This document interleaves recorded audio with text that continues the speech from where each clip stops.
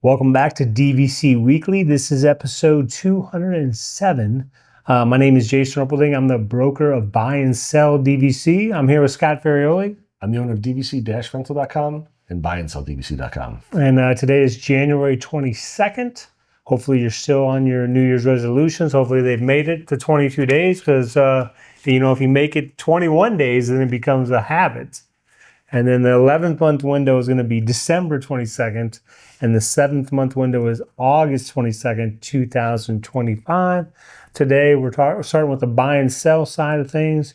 And we didn't really discuss when the annual dues for 2025 came out. I was going to read off a bunch of numbers. Scott said, don't read off those numbers. So people love hearing numbers, nonstop numbers. But the dues, again, for those looking to explore DVC, the dues go up, except for, Polynesian, they went down. And there's a second resort that went down. I can't remember, the cabins, I believe. I don't remember. But the dues, they're a part of your ownership. It's not like some people say, oh, that's the catch. No, the annual dues are a part of your ownership. That's what maintains the property, outlines all the expenses. But we asked the question, as a DVC member, how many people on your deed spend time thinking about the dues? Because, again, most times the dues are only discussed for about 10 days each year when the dues come out. And for me, personally, obviously when the dues come out, it still has to make sense for ownership.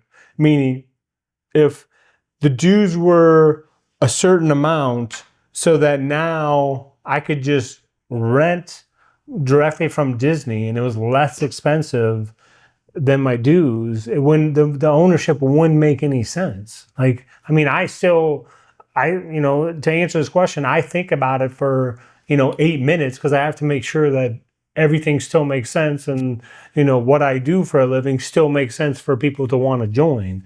So, but the answers to the questions, and this time I did include names because I don't think but this is Chris Gaddy said 0. Kay Jodola said 0. Brian Shaw said, I spend about 15 minutes yearly. The bill arrives, I go online and pay. I don't think about it again until next year. Pix Brewski said none. We have been enjoying our DVC membership since 1996. Norman Cook said, I don't think about it at all. Tamara Argueta said 1. Myself, which is her on the deed. Part of why I work is for discretionary income, which includes paying DVC dues and vacation. Celia Colburn, none. Brooke Aiken, how much are they? You pay cash to buy, and it's probably way less than what you spend on a basic room for a week at Disney. Kim Burke Goodson, no time spent. I expect that this happens every year. Dues are a part of your ownership. So, there's no way around it. And again, keep in mind, if you're new to DVC, everything is online. You can go to our website, you can click under buyer, you can look at the expiration date for each resort, the dues for 2024, the dues for 2025. Ownership and DVC still makes sense with the dues. Some resorts you may not lean towards based on the dues amount. That's to me, that would factor in. Like I don't really, I have an interest in owning at the new cabins.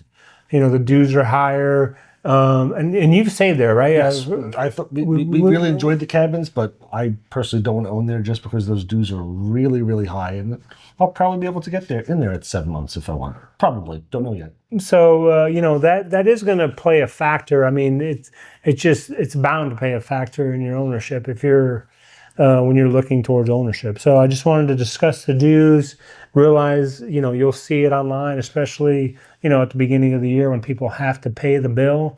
And keep in mind, some people, rent out a portion of their points to pay, their entire dues bill. So, that happens as well. And now we're on to the food review of the week. Come here, I'm gonna eat you! Get in my belly! So for today's food review, I am still at Disney Springs, but I am over at Everglazed Donuts because after going to Jock Lindsay's Hangar Bar, we were still hungry when we left. So we wanted to get dessert. We wanted to try something out for you guys. So we went and tried the Take 6 donut. I think it's supposed to be kind of like the Take 5 candy bar, but they call it Take 6. It's a chocolate iced donut, pretzels, peanuts, salt, peanut butter, and caramel icing for $6.50. This looked absolutely amazing. Taste wasn't as much though. It was overly salty. There was barely any peanut butter taste, and the whole thing just felt extremely dry. The donut itself wasn't really dry. It's just the toppings and with the salt and the pretzels, like everything just made you really thirsty and just a dry tasting donut. I typically prefer donuts with filling in them, and they don't have really any donuts there that have filling inside. So I was hoping that since there was so much stuff on the outside, it was enough to overcome that.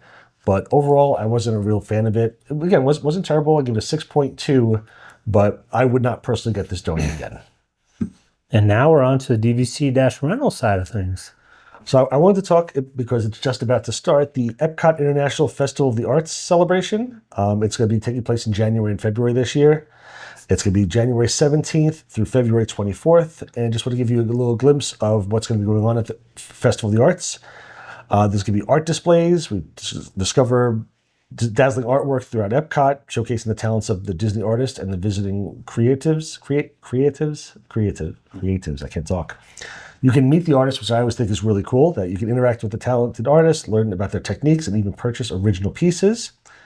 There's artful photo ops that you could do.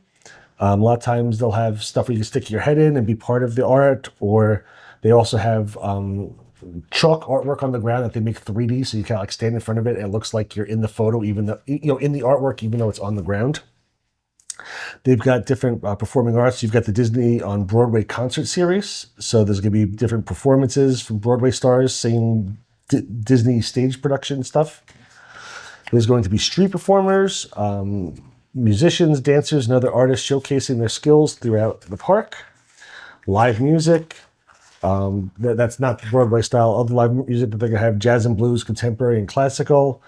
There's stuff in the culinary arts. There's going to be food studios. There's going to be culinary demonstrations.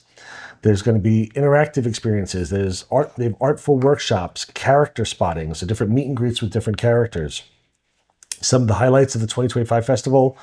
There's going to be, it says, food studios, diverse selection of different food booths that they're going to have. You got the entertainment, visual arts, I had mentioned before. Tips on planning your visit. Definitely check the festival dates. Ensure that your trip is over those dates. Don't forget, many times you still have to get an Epcot reservation in advance, depending if you're an annual pass holder or not. So you need tickets to get in. This is not a free event. But again, it's not, you have to pay extra for it.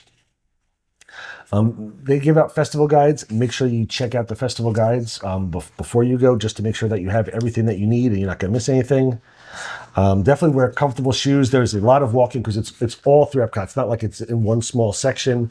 So make sure you wear comfortable footwear when you're going to the Festival of Arts.